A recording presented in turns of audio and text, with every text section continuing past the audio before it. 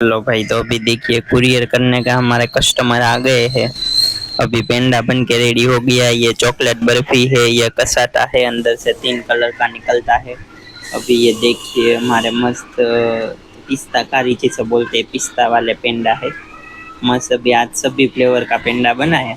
इस विजुअल अभी दोपहर के बाद देखिए शाम को भी कर चल रहा है। धीरे धीरे कस्टमर को समझा रहे। खाजली भी बन चुका है। देखिए स्पेशल कसाटा 3 रंग वाला होता है अंदर से।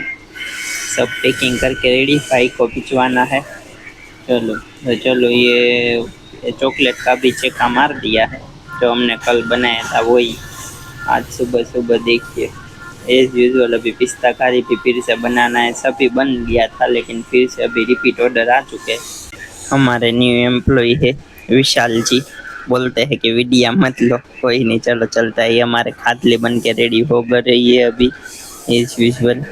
चलो अभी खादली का काम करना पड़ेगा क्योंकि श्रावण महीना भी नजदीक है और तलने के लिए मुझे ही बैठना पड़ता है। इस यूजुअल अभी गुलाब जामुन भी बन के रेडी, ये हमारे कुरियर जाने वाला है। चलो इस यूजुअल अभी वर्क चलता हुआ खाजली का और वो सब। चलो मिलते हैं कल।